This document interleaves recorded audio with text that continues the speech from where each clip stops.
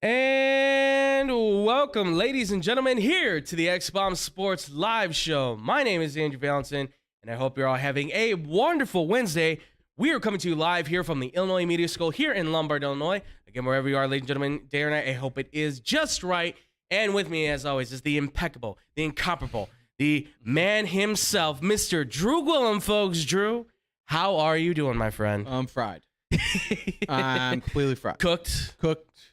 Sizzling like bacon. Got a nice tan, though. Yeah, you did. I'm telling you, looking good, man. Yeah. You're looking real good. For those who don't know, I work outside, so I've been completely steamed out the last, well, let's just call it the week.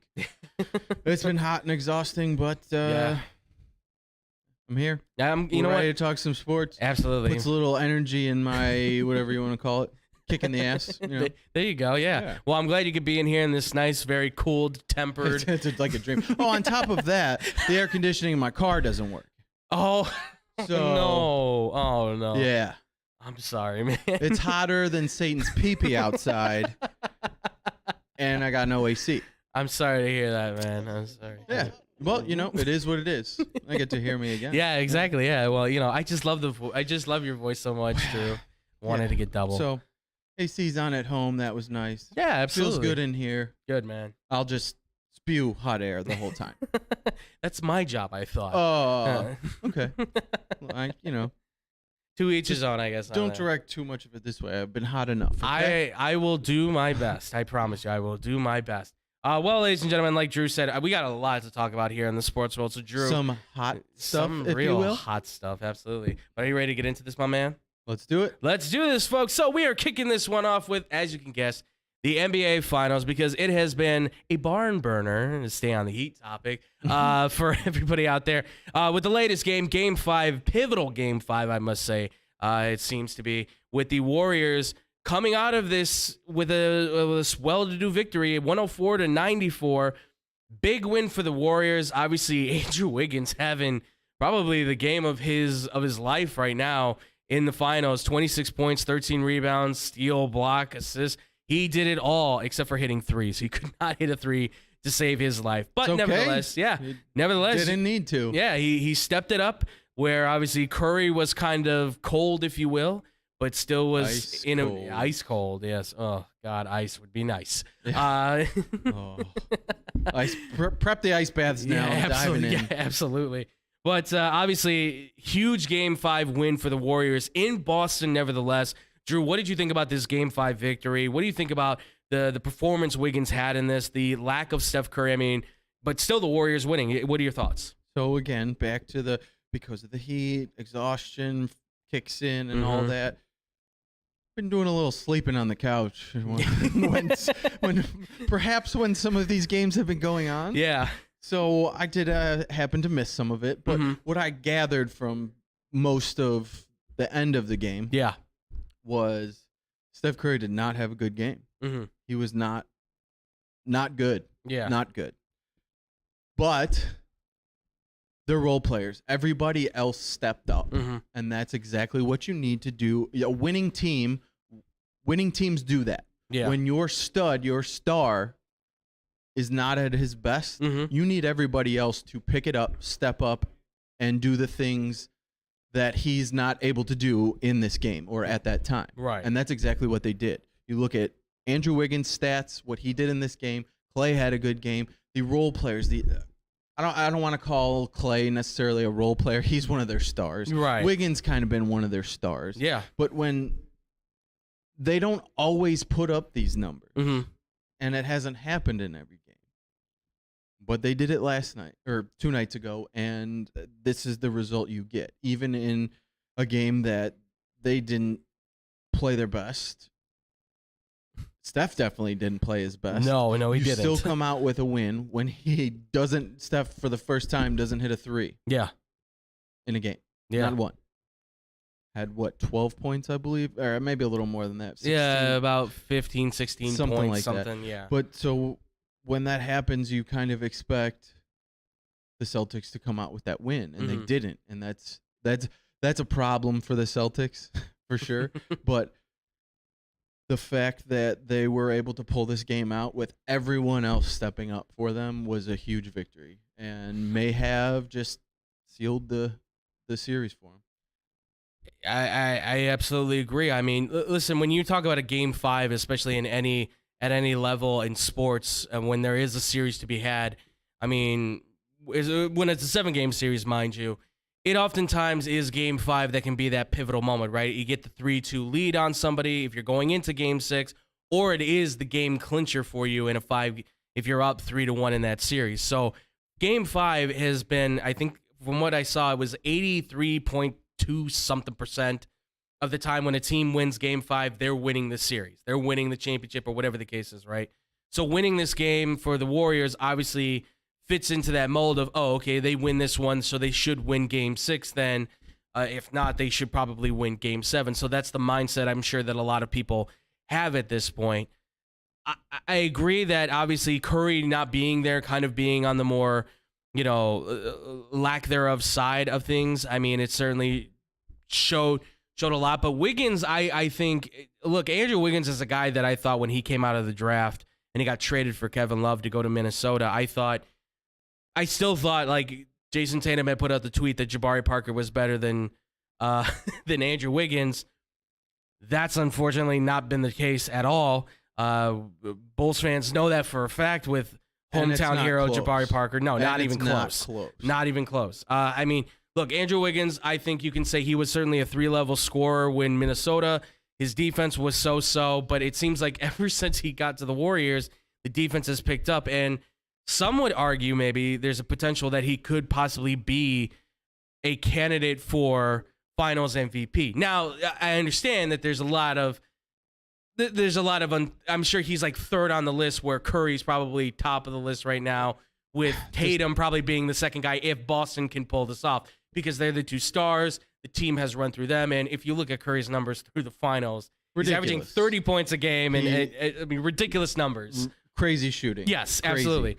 And by the way, the fact that he didn't hit a 3 in this game and that 233 straight games of hitting a 3 ends, that shouldn't be indicative of who he is as a shooter. Like, he's still the greatest shooter of all time, I think, in NBA history. I think he's the greatest shooter of all time, period. Yeah, absolutely. He's incredible at what he does. And I think that the argument for Wiggins to be MVP, his numbers have been great. And I don't think there's no way you can say he's not an X factor in this. He has made the huge difference in this team. And I would even go to argue to say Clay and Draymond really have kind of been side characters in this, with guys like Wiggins and Jordan Poole and Looney kind of being the guys that are stepping to the forefront more so. But in this past game, you see Looney had foul trouble. Yes, he did. And guess who stepped up with the rebounds? Mm-hmm. Wiggins. He came in. He wasn't a big rebounding guy previously in his career. And now he realizes this dude can jump. Yeah. He can play above the rim. Absolutely. And he's a big guy, but he's not huge. Right. So the fact that he's able to do this, there's guys in the league like this guy. We saw it some with Javonte Green. Javonte Green was Javonte Green, yeah. Because he was a smaller guy, but he could jump and he could play bigger. He plays bigger than his size. Yes. And that's what Wiggins has been doing in this series, and since he's been to the Warriors. Yeah. 13 rebounds in a finals game for a guy of a position that he plays, that's a big deal. Absolutely. That's a very big deal. So I think he has to be considered. He has to be talked about there. Yeah. But unless Steph comes out and doesn't hit another 3 in this next game, say they win game 6, he doesn't hit a 3 and has low points, I could see Wiggins getting the MVP in that scenario. But if that's not going to happen, Steph's going to come out pissed off, and he's going to be firing.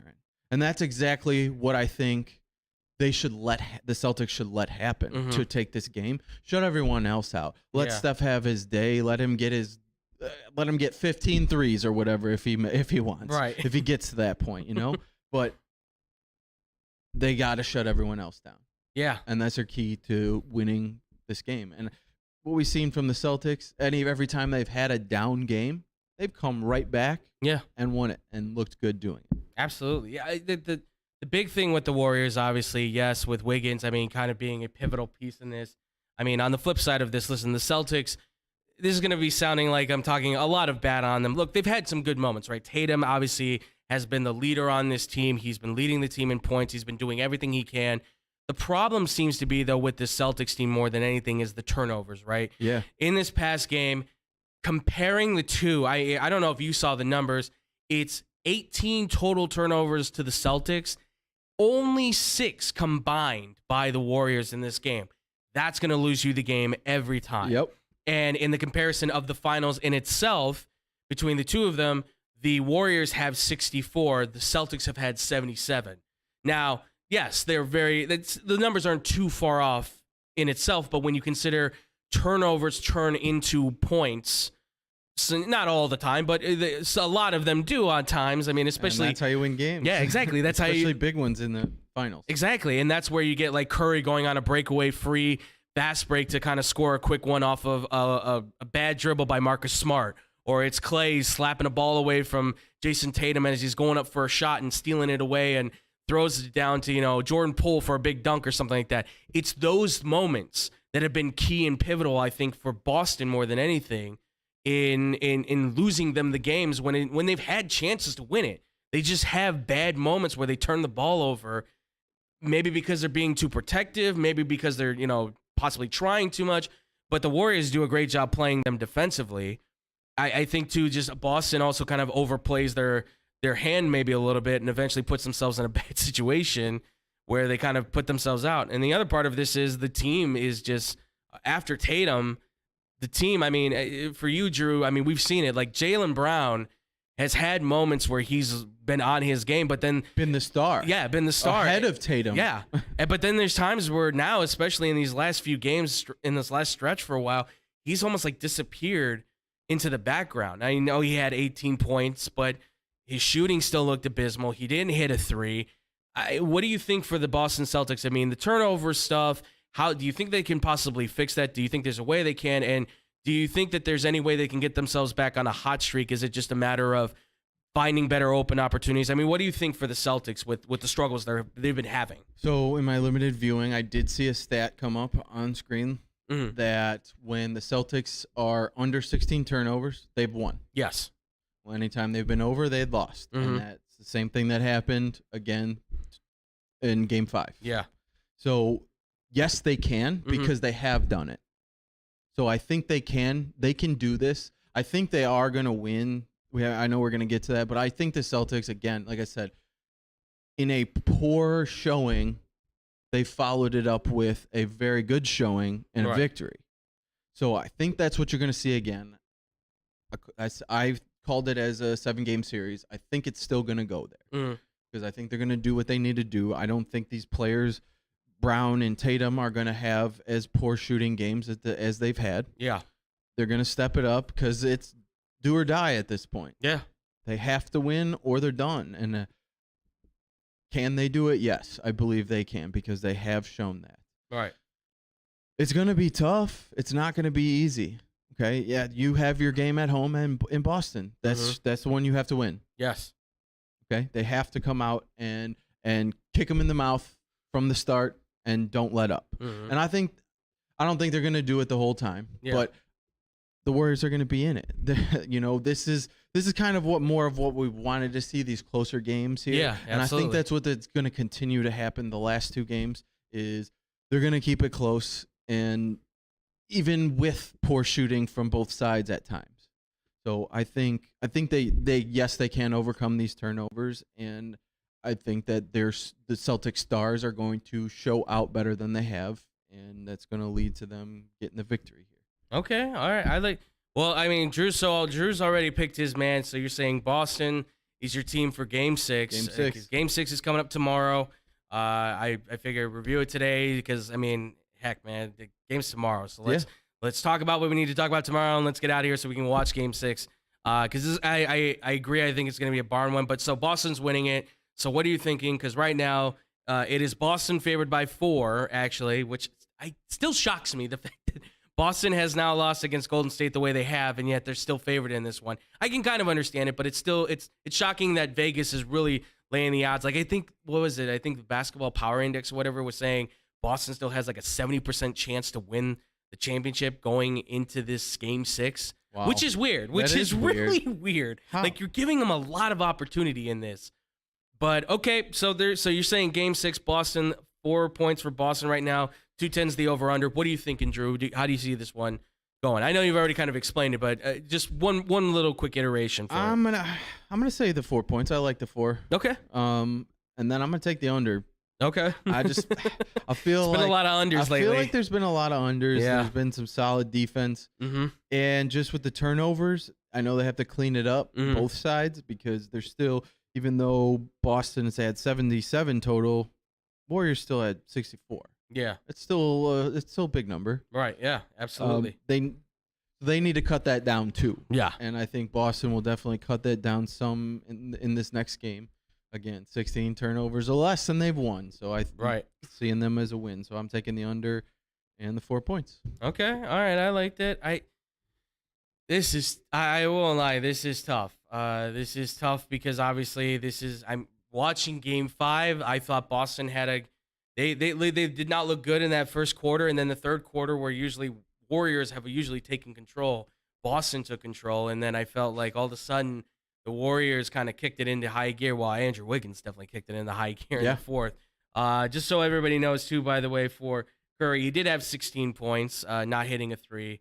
Alongside that, obviously, you had Klay Thompson, who had 21 himself.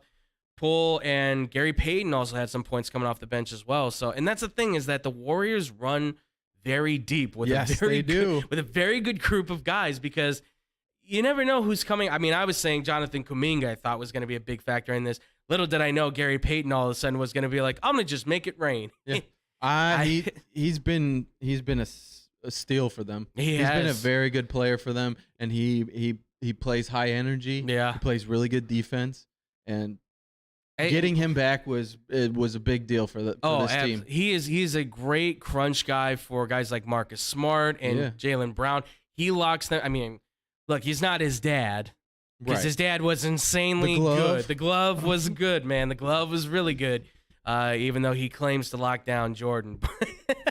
It's a funny moment from The Last Dance. Jordan's reaction. I have no problem with the glove. I have no problem with it. I mean, listen, if this guy, what would be the lesser version of a glove? The mitten?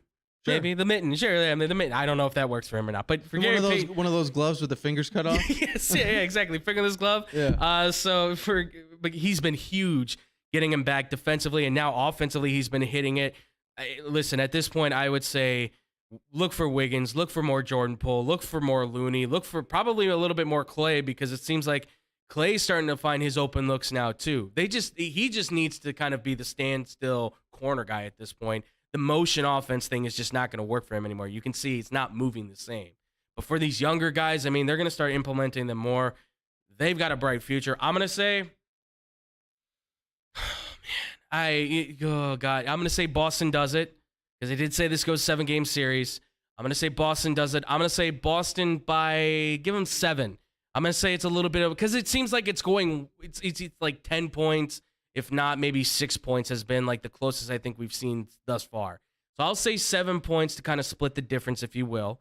And I will say definitely hitting the under on this. The defense has been too good on this, and I know some of you may not like that, but listen, this is kind of a more old school basketball feel to it, where one guy's kind of taking charge and everybody else kind of adds where they need to. I've enjoyed it. I think it's still been a good matchup. And if this goes to a Game 7, I feel like is going to be a huge moment where everyone's taking pot shots. Everyone's trying to rein in threes. People are going to start muscling each other. Look for Draymond to probably punch somebody in the face, I'm sure. Something dramatic is going to happen. He plays football on a basketball court. He really does. He did play on the football team at the team that you do not. I will not mention their name in your presence, so not to upset you. I've already done that enough when it comes to that stuff. So dark green boogers. Never heard them described like that. I like that. They're all boogers. Dark green boogers, yeah. Yep. But obviously, ladies and gentlemen, let us know, who do you think is going to win this one? How do you think the series is going to play out? Do you think the Warriors win Game 6? Do you think that Boston can still control their own destiny potentially? Obviously, let us know in the comment section on YouTube and Facebook. We want to hear from you guys. And when we do come back here, folks, we got NFL news. We know there's a lot going on, but we're going to focus on 2 quarterbacks that we've been talking about lately right here on the X-Bomb Sports Live Show.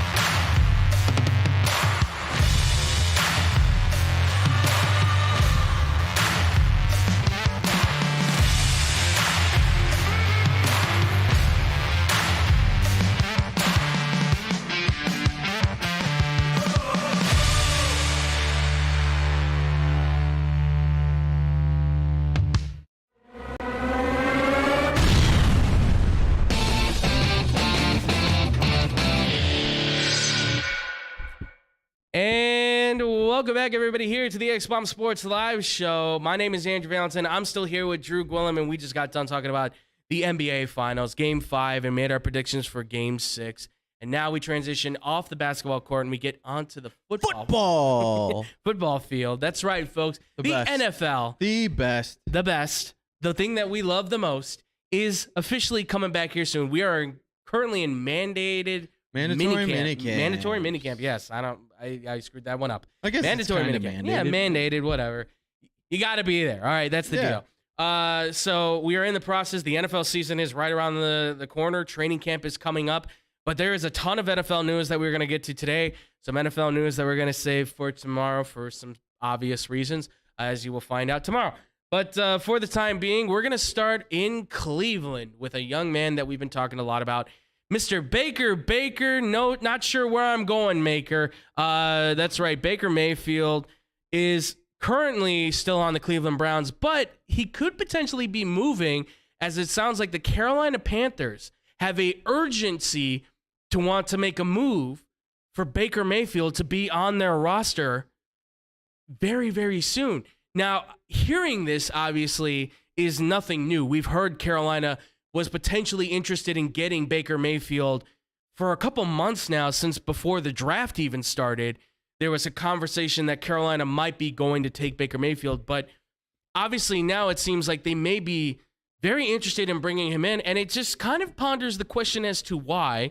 But sorry, I talk about Baker makes me gassy. To you, Drew. Makes you choke. Yeah, it makes me choke, just like Baker does. Ooh, shots fired. Ooh, shots, yeah. Well, I mean, it's better than the shots that he takes downfield. Whoa, bang, bang. Yeah, to you, Drew. Sorry. To you, Drew, I ask you the question. Thank you. Well done, sir. Well done. I just came up with that on the spot. Yeah, I try my best. Okay, so to you, Drew, I ask you the question. What are your takes on this now? Baker being pushed to Carolina, or rather, I should say, Carolina pushing to get Baker Mayfield. What's your take on it? Do you think he's a good fit for Carolina? I mean, give me all the ideas and thoughts going through your head with Baker to Carolina move. So a move needs to happen. Mm-hmm. He needs a change of scenery. He needs to be out of that organization. Clearly, everything that's happened, I don't think they can really go back on. Yeah, I know that potentially maybe they want him because certain douchebag, someone who's supposed to be their starter, won't be there. Yes. I don't think he's going to play this year, but we'll see. So maybe they want him to stick around to try, but I don't think there's any repairing that relationship at this point. Right. They've said what they've said. They've gone the direction they have. Baker has said what he said and gone his direction. He wants out. I think they want him out too. I think what I've heard, the biggest thing holding back this deal is that guaranteed contract for him. Mm-hmm. So the Browns are going to need to pay a good portion of that salary to get him out of there. As far as Carolina goes, I think Baker might be their best option to go with. And if they don't have to pay all of that money, it'd probably be a good deal and a good idea for them to do this, because anything we've seen from Sam Darnold, he's not the guy. Right. Anything else they have there, they're not the guys. Mm-hmm. They need somebody who's going to come in and compete. Yes, we've seen Baker have very poor seasons. Right. But the dude's tough. Yeah. He went out and played hurt all the time last year. Mm-hmm. Yeah, he didn't look great doing it, and he has to be better in those situations. But he's a guy that's going to go out and play hard. He's shown you that from his rookie season that he can play well enough to win. Mm-hmm. And as far as Carolina goes, they need somebody who's going to play football and not see ghosts, like Sam Darnold. Yeah. I think this would be a good move for both sides. Okay. Bring in a quarterback who's shown some things they can probably pay low for. Yeah. Hopefully not have to pay. The only reason I think this deal works and happens is if they don't have to pay a lot of his contract. Right. And I think that's the way it's going to be anywhere. So I think the Browns need to bite the bullet, take on that money, ship them out, and get back what they can. Yeah. Like I said, both sides need to change the scenery. It's not working there. Give him a chance to push his career to the next level and show more of what he's shown in his rookie year and early on in his career than the latter. Yeah. I I understand that completely. I mean, listen, Baker, I've obviously been very critical of him. Right. Obviously, you could even say I have some disdain maybe for the young man. And look, I've been more adamant to say that I don't think it is his personality that has really been kind of the thing that has really ruined him, if you will, to say, for lack of a better term. I think it's more he got overwhelmed. He thought he could kind of outrule being overwhelmed by being a star. Because, I mean, look, you go from a rookie who wins a bunch of games for the Browns, you put the Browns in a good position your rookie year, all of a sudden you're doing commercials and all this stuff. It's got to be overwhelming, I can assume. And then you get this team to a playoff run. They go to the AFC Championship. You know, yeah, I make reference to the fact he had 6 chances to get in the end zone to beat the Chiefs, and he couldn't do it.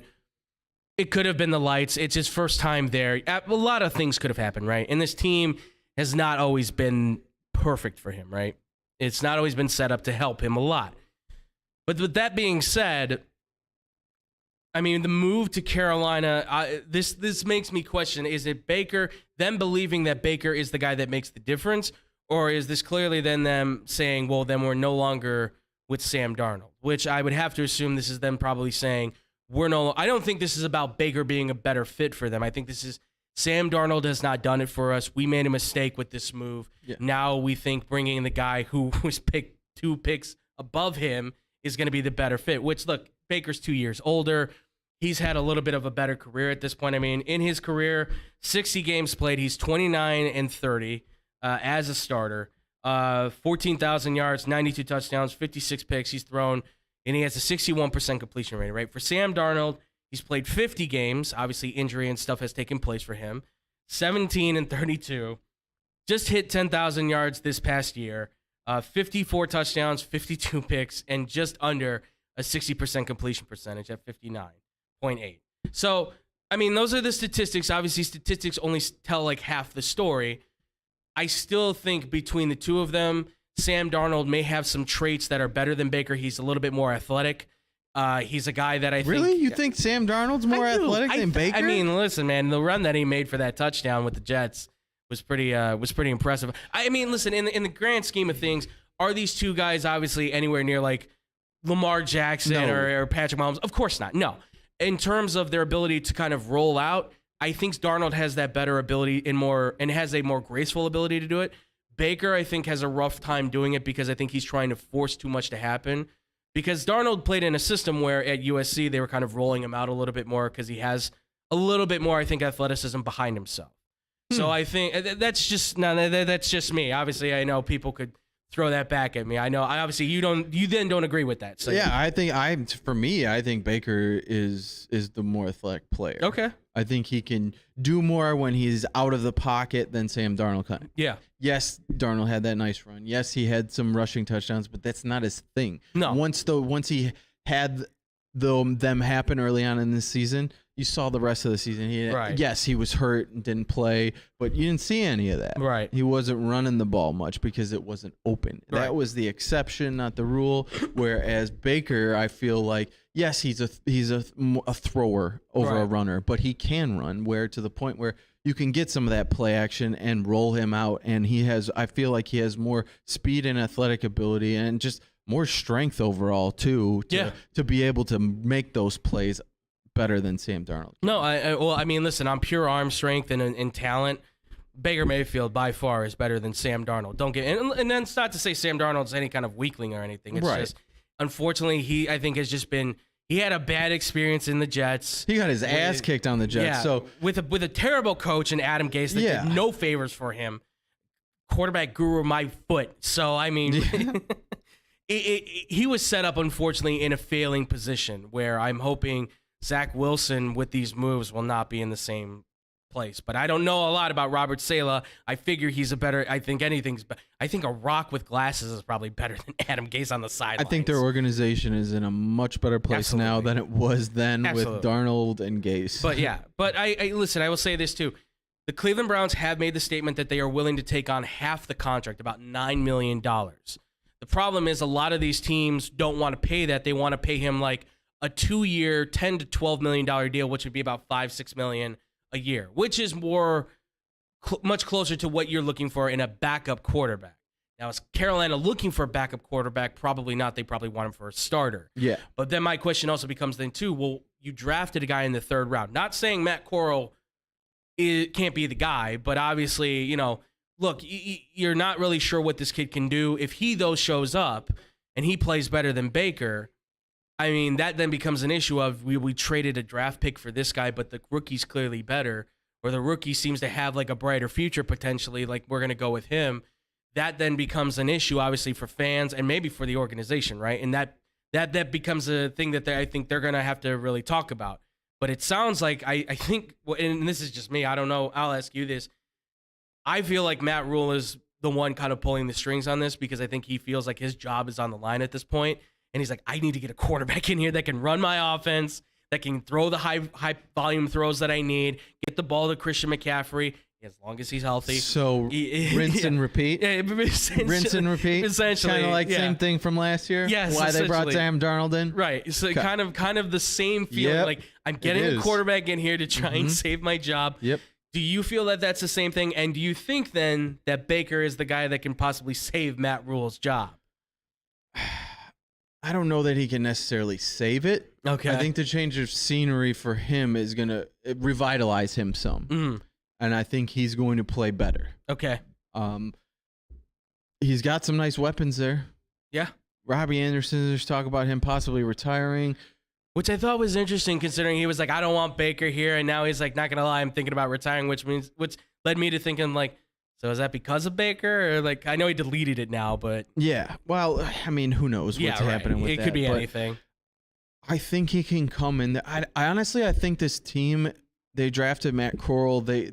From all the accounts that I saw, from what they've said, they loved Matt Corral. They thought he was the top-rated quarterback on the list, and they got him in the 3rd round. Yeah. So I think they really like him. I think they know he needs time. I think bringing Baker in here is more of like a bridge quarterback to get to Matt Corral for a year or two, maybe. Mm-hmm. However long it takes him to develop and be ready for the NFL game. Yeah. Who knows? He may come in and be the guy right away. Right. It's happened with guys like Russell Wilson who are drafted later, and you weren't expected. Russell Wilson's a little bit different of a guy. Yeah. But I feel like those situations happen. Absolutely. And he has that ability. He's got a strong arm. He can throw the ball deep. Mm-hmm. He can run around some. He's not the biggest guy, but we've seen smaller guys in the NFL work out very well. Yes. I think if he has the proper time to develop and show that he can improve and be ready for an NFL game, that's what they're hoping for. Right.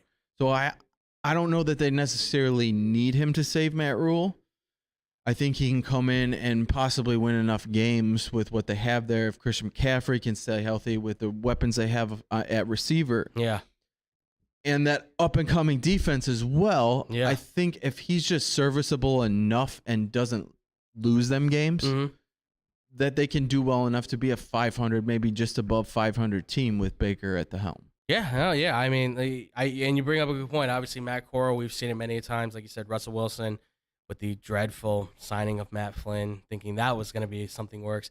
And, we may see that too. I mean, there's a lot of talk in Tennessee right now that, there's a split potentially going on between who's going to be the quarterback right now. So, and I'm not saying I was right on Ryan Tannehill. I'm just saying I was possibly really right on Ryan Tannehill. It's neither here nor there, though. But, no, I mean, it could happen where obviously this kid may just need a year. Baker, I don't know if Baker is a teacher kind of guy.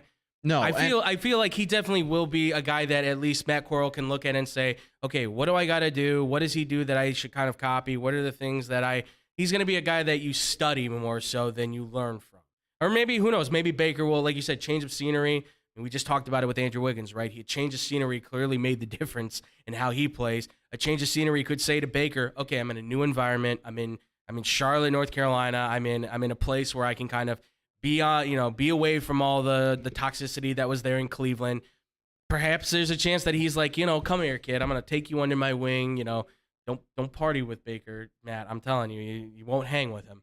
I don't think that's gonna happen. And though. that's what I was gonna say. Yeah. Is I think I'm with you. I don't expect Baker to come here and be like yes, you want your quarterback to be a leader, but I don't know that he's going to get that captain patch and be that leader. And I don't think he really has to. No, either. and I don't think he's that I don't even know that they'd want him to be that teacher for Matt Corral. No. I think I was going to go the opposite on you, and I was like, I think if anything, they could be more buddies and be more friends and be like, have some togetherness in the quarterback room. Right. And work that way. Yeah. Have each other's backs, be rooting for each other, and, you know, add to the competition on the field. Right. You know, you could be friends and still compete with each other, and that can add a lot. Yeah. To I'm figuring out how would I want to say that? Add more to that competition. Yeah. That competition, absolutely. you can raise that competition level by them being friends. You're challenging each other to be better constantly throughout training camp, the season. Absolutely. Because you never know what's going to happen throughout a season in the NFL. I mean, listen, the most infamous one, obviously, is the Patriots, right? Right. I mean, if you watch Man in the Arena, like Drew Bledsoe said, it would have been really like hard to like this guy if he came in and was a jerk, but he was so nice. Yeah. And to this day, from what Brady has said in past interviews, like they're still friends. They still talk with each other. Obviously, they know the history is there. They know that I mean, it's the same thing with like Joe Montana and Steve Young. In their case, they really did not become good friends with each other until after football. But they understand, like, it's past, it's who cares at this point, whatever. But during that time, it was a little bit different for them. But obviously now it's like, what mattered was that we won games and we won championships. And I think that's a different scenario too, because going from Joe Montana to Steve Young, two Hall of Fame stud quarterbacks. You don't find that at all. Top of the list. Two quarterbacks that are on the top of the list all time. Yeah. Up there. This would be Baker Mayfield and Matt Corral. Right, yeah. Totally, like, to me, that's totally different. It's very much down the list. Right. It's very much downgrade of a situation and caliber of players. So it's like, it's a little different situation where, like, hey, this guy's being brought in to steal my job. Well, no, this situation is Baker's being brought in to try and win games and be a better quarterback than Sam Darnold was, and to try and be the bridge until Matt Corral's ready. Yeah. I would honestly, I don't think we're going to hear a word out of him because you hardly ever hear a word out of him, but I would be interested to see what Sam Darnold thinks of this. I'm sure he's kind of like, I'll be here. I'll do what I have to do, because that's the kind of guy he is. He's a working quarterback. He's a worker kind of guy, but I'm sure he's kind of like, dude, like, I was supposed to be the franchise alongside this guy in the NFL, and instead, like, now I might be getting overseeded on this guy, which... Now he was replaced by Cam last year, too. Yeah, so, and we see what Fig Newton's done out there, throwing balls at the turf.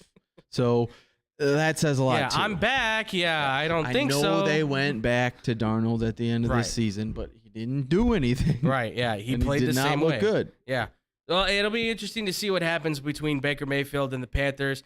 They're trying to get a deal done. How much this is going to cost them is going to be also very interesting. I don't know where Baker's value is at right now. I would say it's not relatively high, but we'll see. We'll see what the Panthers have to do here. And I've now become very intrigued to see how the offense then is predicated depending on the quarterback situation. It should be an interesting one to watch for sure. But let's move on to our next story with the NFL, and that is that in Arizona there is a quarterback that is still waiting to make his move, Mr. Kyler Murray, because as of this moment, he is not attending this mandated minicamp for his team. He has decided that he will not be entering into minicamp, and amid all the contract negotiations that are going on between him and the Arizona Cardinals, which right now are kind of at a standstill at this point in time.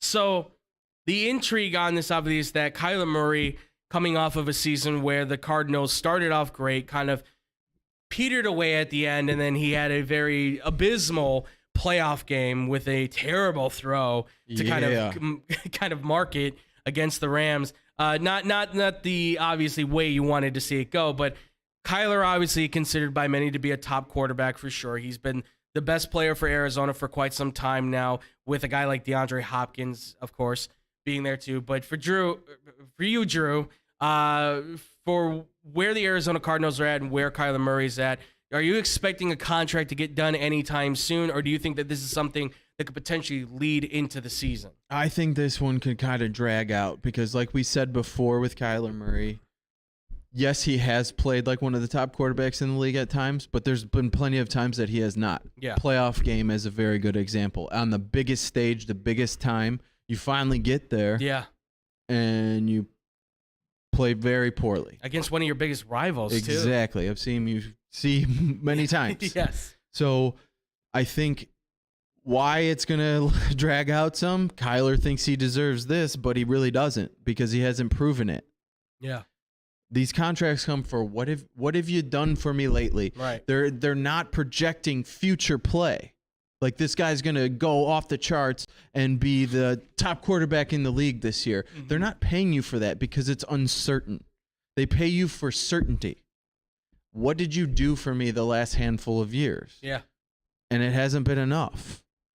We said it before. He has to be better. If he wants to get that top quarterback money like quarterbacks are getting now, he has to prove that he is worth that money for a team to give all of that up. For him to get he may get a very big contract, but it's not going to be what the other guys get because I don't think he deserves it. He's been a very good player, yes, but he has to prove more for that contract, the top money to go to him. Yeah. So he's for me, I think he is going to hold out some. He's going to wait it out. He's not at mandatory camp. Who knows once training camp comes around if he just shows up and is like, all right, I'm going to show you. Right. That's what he should do. Yeah. And have an off-the-charts year and play at his best. That's going to earn you that money. Otherwise, I don't think he should get all of it. Yeah, it's interesting with Kyler Murray because I like him. I think he's one of my favorite quarterbacks right now because of his dynamic ability to play as a mobile quarterback. I mean, I like to say he's a quarterback, a throwing quarterback who can run, not a running quarterback, right? But he clearly wants to throw the football more than he really wants to run. I think he's more of like a dancing quarterback. You see him back there? He's like all over the place. He is so agile. Yeah. And he's a great thing. He's a great pleasure to watch. He's so entertaining. And his game is great. But I look at his numbers now, and you look at them. He's 22-23-1, 11,000 passing yards, 70 touchdowns, 34 picks. If you look at Baker's numbers, which we just talked about for Baker's numbers, Baker again, I mean, he's one game away from being 500 at 29-30. He has one more year over Kyler at this point, so he has a few more yards over him, so 14,000. And again, he has more touchdowns at 92 touchdowns, but more interceptions. Kyler kind of seems to be trending almost in the same fashion that Baker does, because in Baker's third year, he went 11-5. In Kyler Murray's third year, he went 11-6. So, and then this year, obviously, Baker went 6-8, and he got pulled. He had the injury and obviously things like that. The hope, I think, is that Kyler can keep that trend going from this past year. But the way it seems to be going is that he's following the man that he's obviously followed since at Oklahoma, right? As the backup in Oklahoma to Baker. So I feel like if you're going to compare Kyler to anybody at this point, I mean, between the two of them, I feel like Baker is a guy that I guess you can kind of say and look at and be like, I guess you can compare the two. The only difference is that Kyler is a two-time Pro Bowler at this point. So he has Pro Bowls to his name where Baker does not. And look, I don't really count Pro Bowls all too much myself because who cares about the Pro Bowl at this point? Right. But for accolades, it does, I guess, count for something, and it's something you can throw to the team and be like, hey, I am representing the team in like a fashion of saying like, hey, this is one of the best players in the league, and he is. He absolutely is. But I just find it odd that his career is kind of almost replicating what we're seeing with Baker. I don't know if it'll go the same route. I don't think so. But and I was going to ask you, but do you think that there's a chance that do you think that there's a good comparison to see where his career has kind of gone thus far to be with him and Baker to say, well, you haven't really earned your money yet? Because I know you've already kind of said that, but would you say Baker is a good comparison to do with that, or is there another quarterback that you might throw in there to say, hey, you need to still earn your money, and this is the guy that I would like kind of lock you with? I think you kind of have to, just how close they are. Yeah. From Oklahoma and numbers wise in now. Right. You kind of have to. Yeah. And until he proves that narrative wrong, You have to. Right. He's proving it to us that he's heading in that direction. Mm-hmm. Now, do I think he is Baker Mayfield? No way. I think Kyler Murray is hands down above and beyond Baker Mayfield and the better player. Yes. He can do more. He just looks better. He looks the part. It's just at those big moments, big times, you have to be better. Yeah. You have to rise above if you want to be named and paid like one of the top players in the league. Absolutely. Yeah, absolutely. Well, and I'll throw another one out there for you. So this man, he's a 2-time Pro Bowler. He made the All-Pro once. He's also won the MVP. So I think you already know where I'm kind of going with this. He has just under 10,000 yards passing thus far, 84 touchdowns, 31 picks. But he is 37-12. And this is the guy that he gets compared to a lot, and it's the guy that just came into camp out there in Maryland, and obviously it's Lamar Jackson. Yep. If you haven't been able to guess, folks. Obviously his numbers and his record has been, it's hard. A lot of people like to compare these two guys constantly. For what reason, I can't, it's hard for me to tell. For you, yeah. I mean, do you see that if there is a correlation between the two? Because I feel like it's two totally different careers because of how they play and the teams they play for. Yes, I'm with you. I don't think they're the same. I don't think their style of play is the same. Yeah. While Kyler Murray can run, you had it right. He's a throwing quarterback first that can run his ass off. Right. And that can dance around the pocket, make you miss and look stupid. He can run around back there for 10 seconds. Yeah. And then take off and gain 30 yards. Mm-hmm. Lamar Jackson is more of I'm a run first guy, and everybody else around me, be ready. Right. Because I'm going to run around, and I may just take off. Right. I may take off 5 times in a row. Yeah. But guess what? I may pretend to take off and chuck it to you downfield. Yeah. So I think that's there's a big difference in their game. While Colin Murray has a very strong arm and can throw a very good deep ball, Lamar Jackson can't. Right. He's getting better. Yeah. But I think their style of play is different, and I wouldn't really put that comparison out there. Yeah, well, and I say that because I know there's a few people that have tried to do that because, Lamar's going to get paid, so Kyler should get paid. The problem is that obviously, look, Lamar Jackson won the MVP. He's on a team that has an offense really predicated to what he's doing, where Kyler's is really predicated to what he does as well, which is wide open offense, shotgun, sometimes no running back there at all by himself, 5 wide, throw the ball. It's totally different styles of play, different divisions too. You got to remember, like the opponents they're playing, it's totally different styles that they're getting played against. Although TJ Watt, Aaron Donald, take your pick. Those guys are both pretty nasty. Yeah. But and getting paid now too. But nevertheless, I think with Lamar, it's easy to say Baltimore will pay him because otherwise they have nowhere else to go.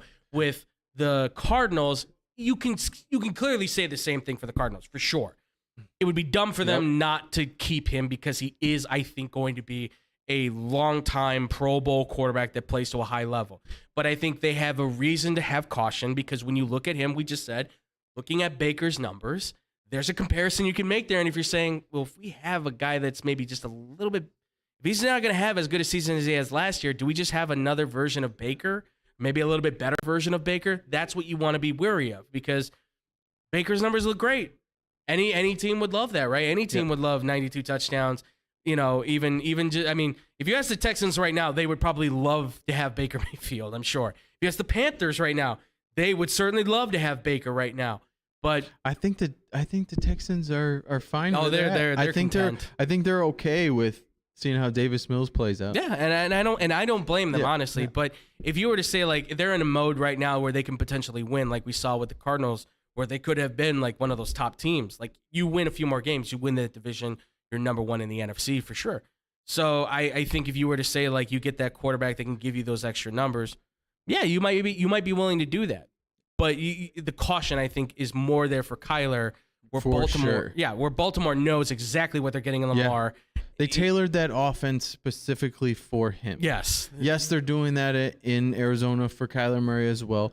And like on the flip side of this whole quarterback situation, players like Lamar Jackson, right? Quarterbacks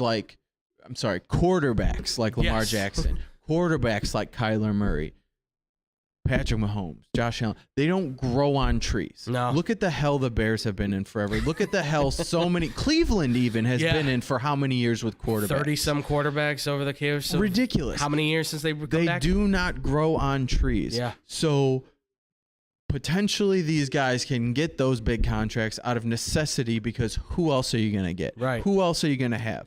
They may find out we have to pay this guy what he wants. Yeah.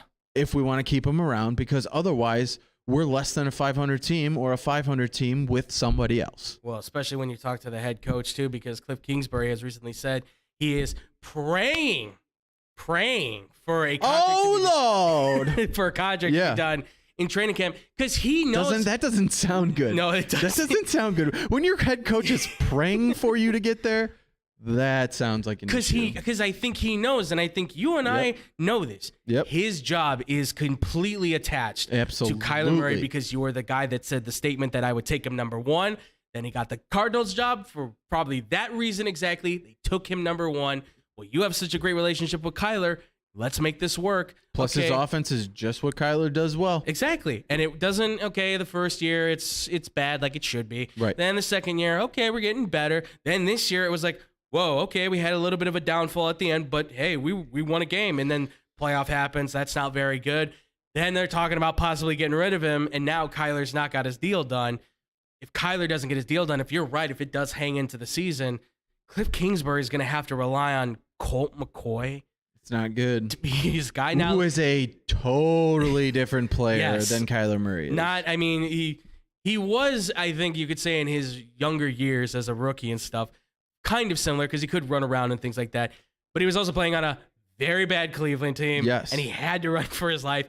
And then at some point, Seneca Wallace overshadowed him, which I think, I love Seneca Wallace. I love you, buddy. But come on. I mean, Seneca Wallace, man. 32 years old, and he shouldn't be overseeded by that quarterback. I'm just saying. But even still, he's not winning you any games at this point. He won you a game last year, but that Cardinals team would have to be perfect for them to win like 5 straight games or whatever it would be with Colt McCoy. He's a great backup to have. Absolutely. He's very serviceable. He can hold the fort together for you. Can hold a clipboard. Yeah. And then hold things together while your starter's out. Yeah. I think a lot with the Cardinals too last year was injuries.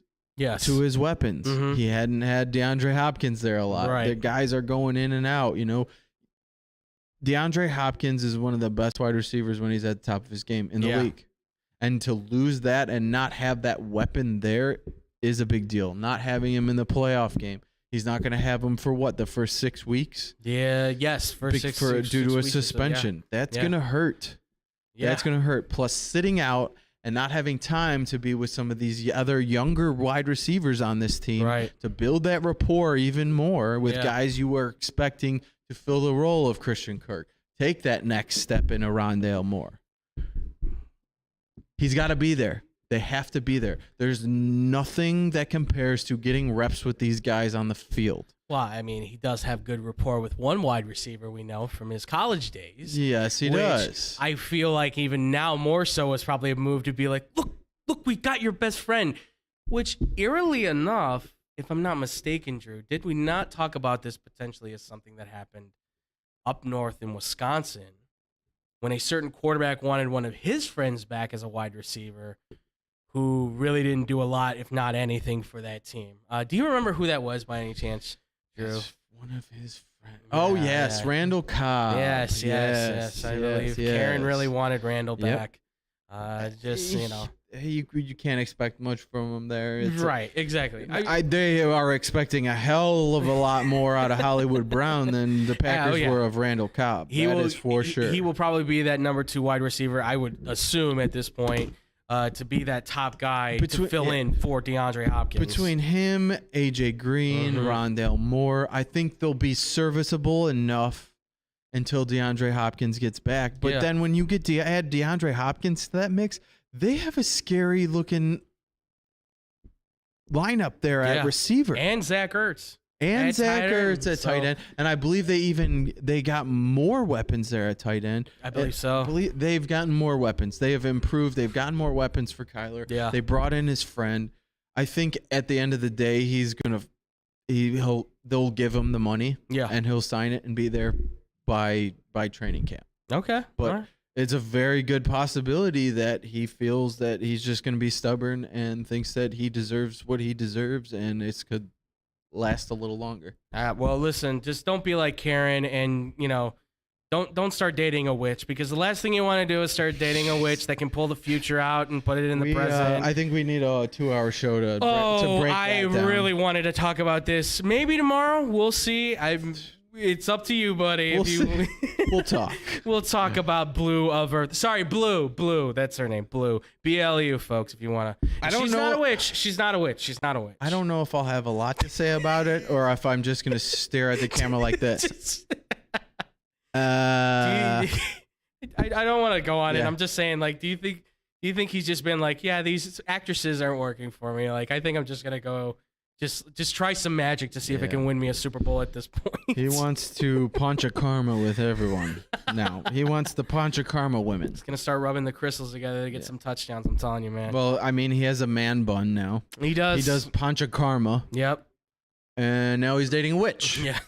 So she's not a witch. She's clarified. She's not a witch. She is a healing therapist of magic, something like that. Okay, so she runs a school about finding magic for women or something like that. So his days of Olivia Munn, Danica Patrick, and movie stars are completely taking a 180. I'm just waiting for the tweet where Shailene Woodley goes, "And you thought I was the craziest woman he's dated?" Yeah, you thought I was the problem, right? I think we know what the problem is at this point. Wow. Yeah. But all right. Anyways, we'll say that for another day. Yeah, that'll be for another time, folks. We'll see. Maybe we will dive into that more. But when we do come back here, folks, we've got some baseball talk to get on, because while we've been happy, we've just got to be miserable at the same time. We'll be talking about that here next on the X-Bomb Sports Live Show. Hey, watch your mouth. Wine. I'll just put a quarter in the swear jar. Once it's filled, we get a Coors party after work. I've been drinking Coors since my college days. Cold draft taste, second to none. Yeah, worth a recorder, am I right? You know it, mother. Hey, you get those reports done? Yeah. No. You, sir.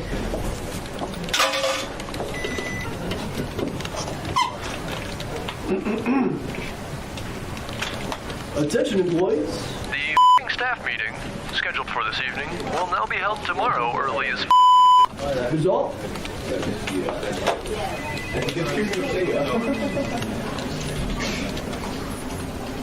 Dudes, we're only 75 cents short. Oh, shh. Boss. Hey, sir, go yourself. You're fired!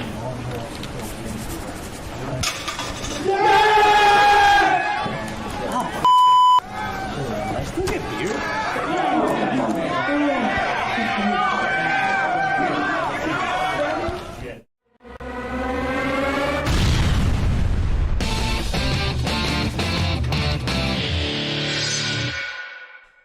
And welcome back here, everybody, to the X-Bomb Sports Live Show. I'm still Andrew Valentine. I'm still here with the scrumptious man himself, Mr. Drew Go. That makes me hungry. That's why I said it, because I'm kind of a little bit hungry here. Yeah. Sorry. And we're here with 5-minute baseball. Yeah, exactly. So we just talked about the NBA Finals to start. We talked about Kyler Murray and Baker Mayfield for the second. And now for the final part, pièce de résistance. Baseball, folks. Yes. The White Sox are crap. The Cubs are even worse. They're even bigger pile of crap. And that's all we have for you. Good night, everybody. We're going to get food. All right. No, real quick. We'll make this very quick, because unfortunately it's been a lot of the same. And we'll start with, I believe I had the White Sox on here to start it off.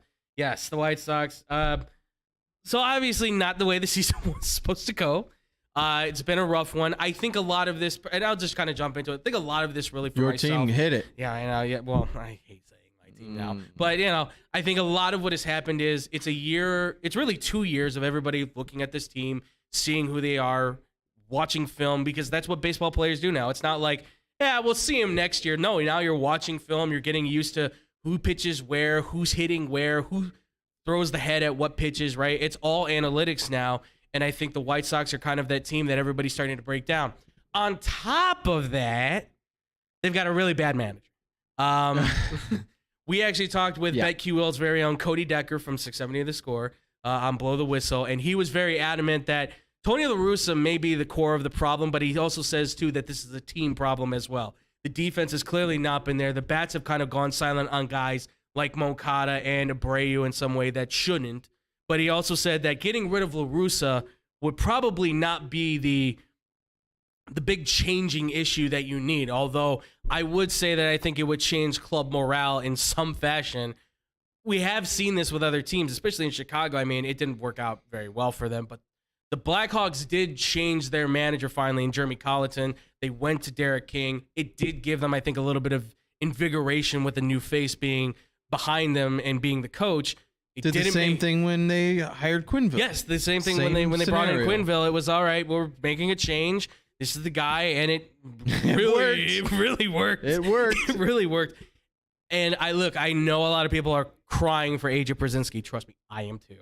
I don't know. Here's the thing. I don't know how much AJ would be a good manager, but let's be honest. If it's working for other teams where former catchers, which do make the best managers because they see the whole game, are the ones working out, why not try it? In the North Side right now, David Ross is struggling, yes, with the Cubs, but let's be honest. He has done a great job where jobs can be done, right? The team is not good, and they have not done a good job supporting him in any ways. And I'm not jumping to the Cubs, right? I'm just using that as an example. I'm just saying he's been really good. So I think the White Sox have a chance to make that change. The question is, will they make the change? And I will go to you here really quick, Drew, because I just have to say very quickly in my quick rant, because I didn't get to do this on the TV. Kenny Williams, where are you? Why are you hiding in your office? We talk about Greg Hahn and Tony La Russa and Reinsdorf being the problem. Why is the president, the vice president of baseball operations, not saying anything? That I don't understand that. You are the president. You are the man in charge of this team. You're Kenny Williams. Hey, you stay out of White Sox business. Apparently, but he says nothing. And I say this because David Haw, our good friend David Haw, happened to say on the radio at one point during the Molly and Hall show, he's like, where's Kenny Williams and all this? I'm like, yeah, that's a good point. Where is Kenny Williams and all this? You know what? I think when Kenny Williams was out there all the time, he got all that backlash from fans of why is he saying this? Why is he doing that? That's a good point. So he locked himself up. He's like, you guys are in charge. Yeah. I have my role here. Right. I'm not in the media anymore. I'm not dealing with that. Yeah. We saw what happened in the past, and I think was a huge factor in it. That's a good point. That's a very well, in that case, then it is our fault as the fans, I guess, and I will throw myself in that. I blame you. No, that's you Sox fans. I'm sorry, Kenny, if we hurt your feelings, but you know what? You hurt us by trading away Jake Peavy in the middle of the night, not telling everybody, okay? I'm saying you've done us dirty at times.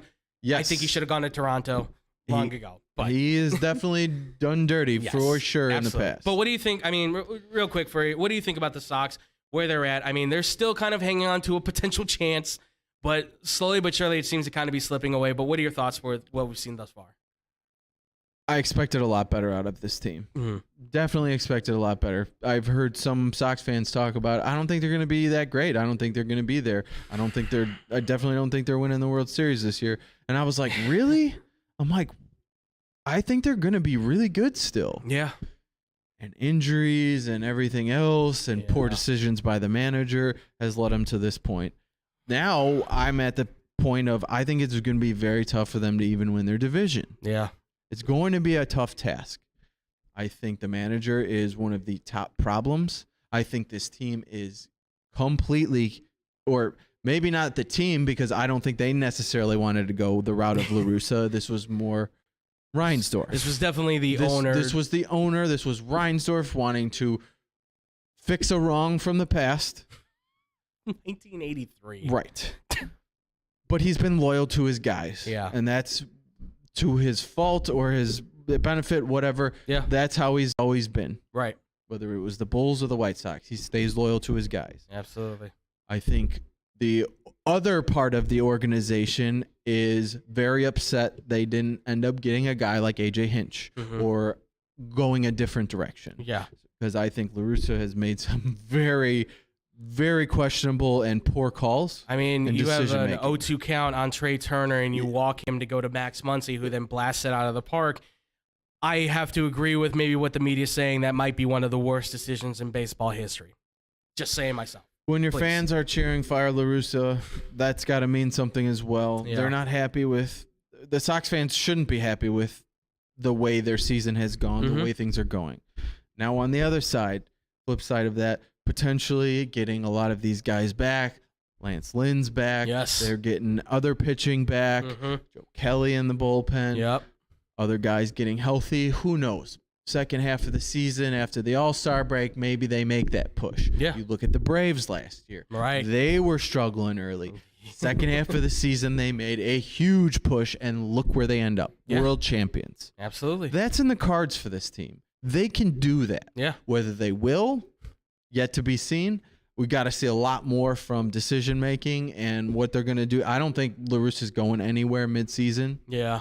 Unfortunately for you guys. But I think they can make that push. They have the ability to. It's go out and do it. Yeah. What moves are you going to make at the trade deadline? Moving things around, bringing in pieces that you need, removing some that you may not need. Yeah. Maybe trading some guys at their high point to try and get something back to really boost the starting lineup. Right.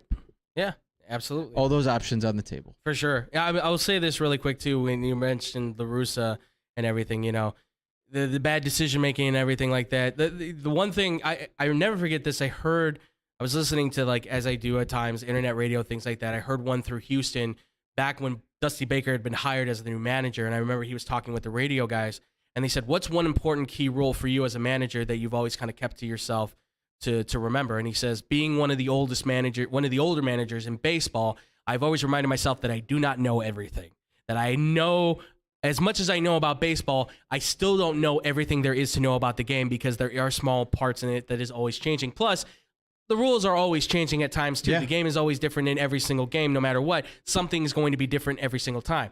So to pretend like I know what everything's going to happen and what's going to happen at any given moment is going to could potentially be a hazardous thing for me. Can it pay off? Certainly. That's why he's more successful. Exactly, and that's why Dusty Baker is the manager he is. That's why he's always a guy that people want. That's why the Houston Astros are still very good, despite the fact that everybody that's been really talented for them seems to kind of walk away. They still find a way to succeed. And this probably explains why Joe Maddon's been fired, Joe Girardi's been fired, and why people now want to see Tony La Russa fired. Old managers who think they are always right never will last because they're always right kind of thinking will eventually prove them to be wrong. And baseball has shifted to a more analytical approach. Yes. And when you have a guy who's going old school and going with his heart and his gut, that's not how it goes. That's not how it works anymore. Absolutely not. And by the way, you're seeing that. Yeah. You're seeing it not working. You're seeing his decision-making not working. Yeah, and just to get one more thing off my chest. Yes, please. Look, I understand Moncada hit a home run today, but Jake Burger has just been so good for this team. And he's finally proving to be worthy of that first-round draft pick that they took him as. Defense. Well, yeah, the defense could be improved. Overall. But the bat is incredible. This could be... Look, I know it's early to say, but this kid could be the next Schwarber, right? Bit of a pudgy guy, walking in, big bat, defense not really there. You work with his defense. We've seen what Schwarber has become. Although Philly's right now struggle. But nevertheless, we've seen what that young man had become. Jake Burger could be that guy. That's all I'm saying. Moncada at this point, I think, should be considered more of a trade target, while Jake Burger should be considered the future at third base. Work with him more, get him into that third base role. I mean, if not, put him in the outfield, right? It didn't hurt Schwarber all that much. Eventually, he became a pretty decent outfielder. And if anything, just have a lot of depth.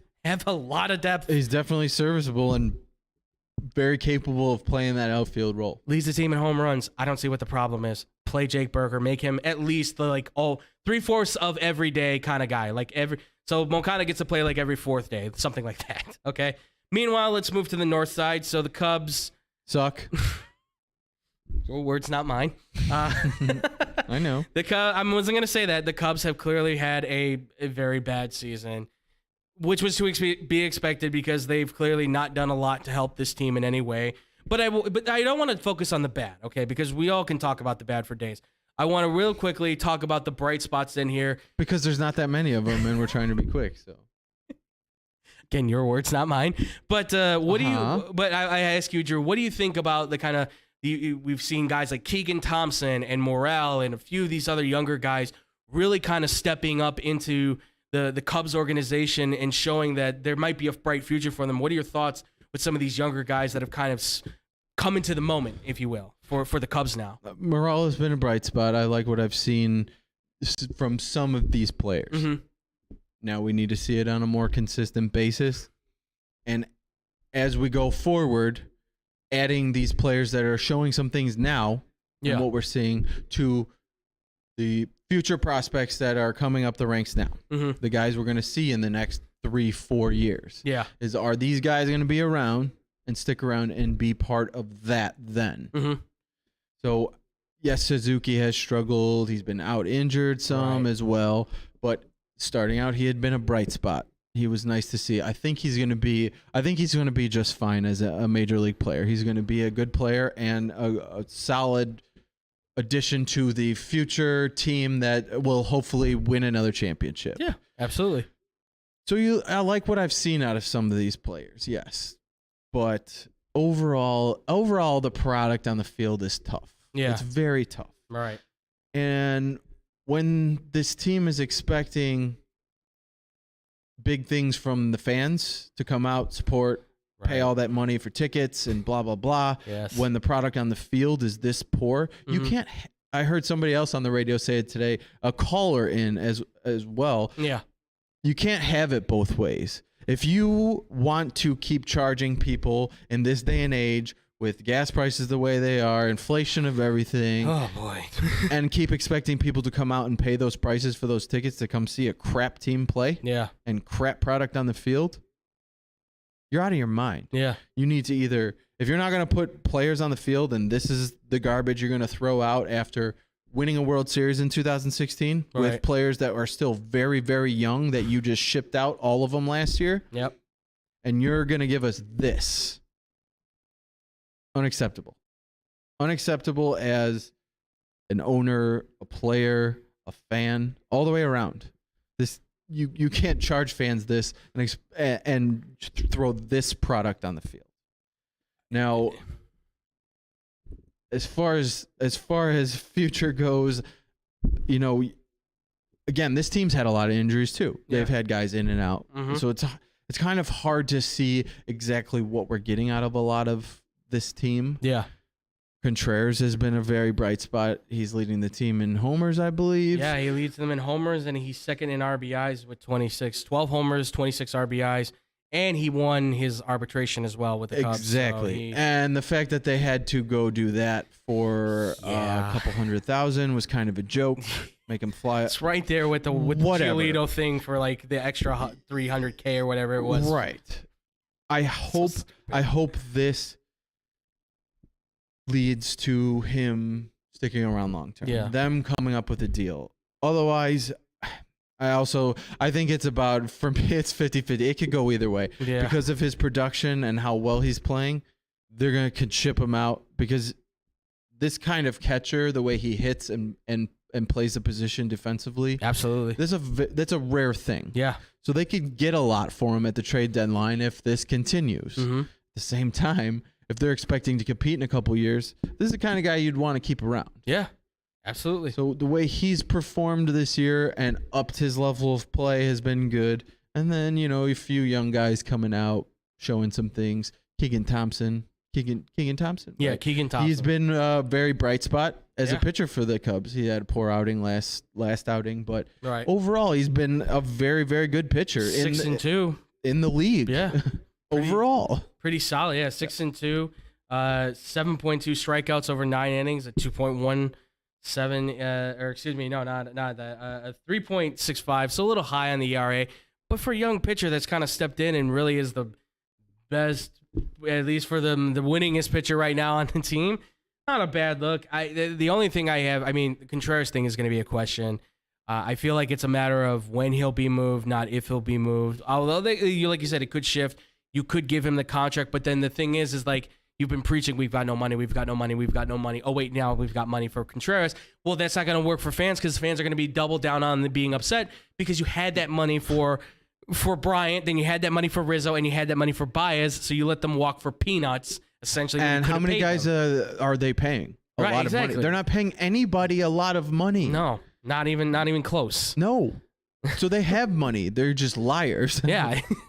And this is where like the fans, will, I believe, are starting to distrust the Ricketts family. And again, not to go, but Cody Decker again said he doesn't feel like that is a issue, but at the same time, it's very hard to not look at it. And I don't think it's Tom Ricketts again. I think the Ricketts family is one who, the family as the kids like this. It's father, Papa Ricketts, if you will, the one that actually has the money that paid for this team, that I think is saying, well, it's just another portfolio in my book. I don't know how he talks, but he kind of like that. Yeah, like probably like that, like a little bit of an evil villain in a sense. He was. Yeah, racist prick. yeah, right. Yeah, he's bottom of the barrel. Yeah, really, he is. And I think that's where this is coming from. It's not Tom Ricketts. Looks like he wants to stay in the city. He wants to own the team.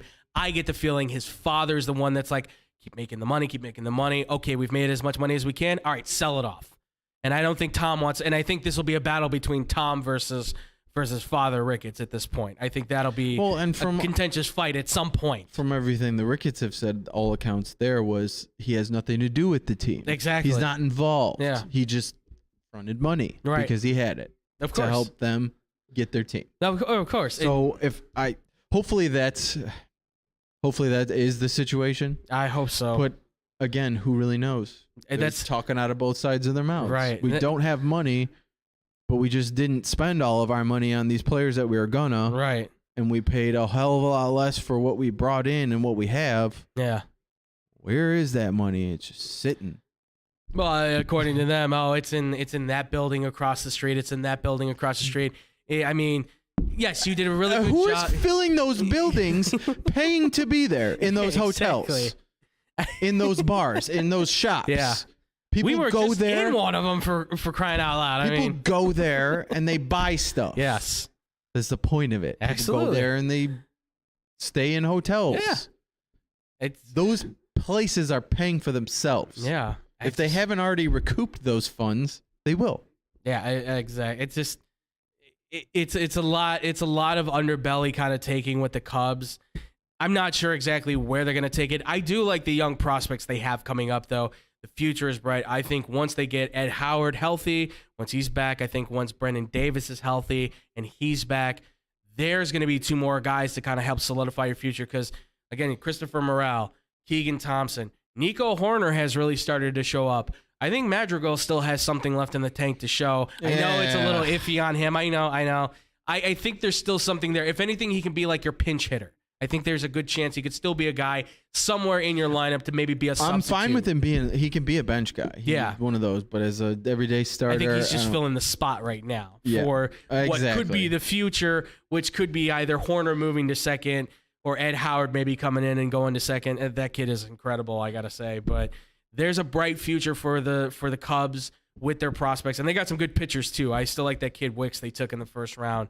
I can't wait to see what he's capable of. There's so much the Cubs you can look forward to. It's just a question now of when those guys are going to get there. Right. And also who's going to be there with them, because clearly the Marcus Stroman thing was just to try and get Carlos Correa to come to Chicago, and that didn't work out. So now they're kind of going, we spent $90 million for nothing. So, well, who knows? Yeah, who knows? Maybe he can turn it around. He's still a solid pitcher for what he is. Correa's not staying in Minnesota. Probably not. If the way they're playing, he might be there for the year. Well, you're welcome, by the way, Minnesota. Just kidding. So we'll see. There's always the opportunity. Will be there next year. But listen, baseball's a strange woman, and it's you never know what's going on inside her mind, if I may say so myself. But it should be interesting. We still got a whole 100 games to go through the season. I'm not sure how I feel about what's coming up next. The Sox supposedly have the weakest schedule in baseball. The Cubs, meanwhile, they could still have a chance to at least come out of this, maybe in the middle of the competition. Drew says no, but I don't know what you've been watching. I'm just the bright spots are if these young guys do hit. Then I shut the game off last night when the Cubs had a 5-0 lead. It does say a lot. Sorry, Drew. Look what happened. I know. I was like, oh, cool, they're winning. Yeah. I got I'll stuff. turn this off. I now. have something else to do. I'm gonna go make dinner and then. Yeah, and then you came back, and then, oh, well, this is happening. I listened. I think I listened a little while I was in the shower, and then that's when they. Oh well, now the Cubs only have a 1-run lead, and then it was done. Yeah. I feel your pain on that. Trust me. It's okay. I'm really not pained by it. I expected a very, very poor. Well, you know what? season. We haven't paid. Have you paid tickets to go to there yet? I haven't. So we're not really supporting the team on that level. I might go see a game. Yeah, maybe. But win a few more and then we'll talk. How about that? I enjoy my time at the ballpark drinking it. Absolutely. Hella beers. Yes. Well, not too many because they're like $20 a beer. But I might even find myself going to. It'll always be Kaminsky to me. Yeah. I'm gonna find myself tailgating and going to Kaminsky, getting nice, drinking hella beers out in the parking lot because they're hella cheaper. Absolutely. So still get to a ball game, see a little better baseball. Yeah, you know what we need? We need what was it the Indians did? 10-cent beer night or whatever it was way back in the day. Yeah. When everybody got loaded. I want that again. That's a bad idea. Yes. If you don't know that story, look it up, folks. 10-cent beer night for the Cleveland Indians. Can you imagine the beer snake at Wrigley they'd have that night? Oh, man. Wrap around the whole freaking stadium. Yeah, I was going to say that's one long snake. That's like the Anaconda from the movie Anaconda. It's a great movie. Absolutely. John Voight. Oh, what accent is he doing? Guess. Yeah.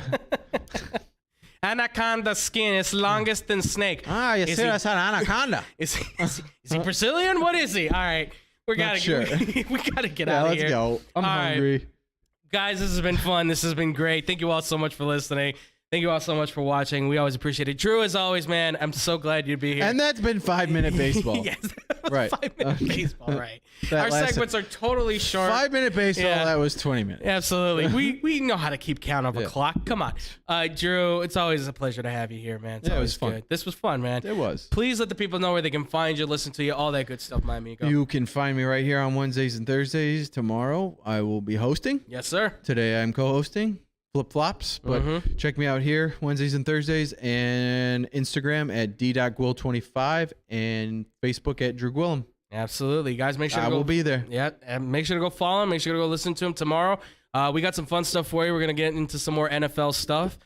Some Bears, some stupid comments made by a wide receiver in a certain team down south about a certain quarterback that he thinks is great. We'll also maybe talk some Bulls as well, because there's some Bulls news that's been dropping out, and we may do some other stuff. Yeah, absolutely. So we might be talking about that and a little bit more for our good friend Drew here. So make sure to go follow him, listen to him tomorrow, where I will also be with him as well.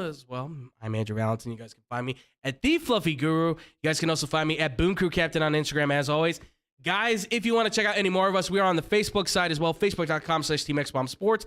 Find us there. You guys can find the updates for the show. When we do go live on Facebook, we are also simultaneously going live on YouTube as well at XBomb Sports on YouTube. You can find the big X. When you find us on YouTube as well, you can just click on that and you'll see us going live. We're going live 5:30 to 6:30 p.m.-ish when we do our thing.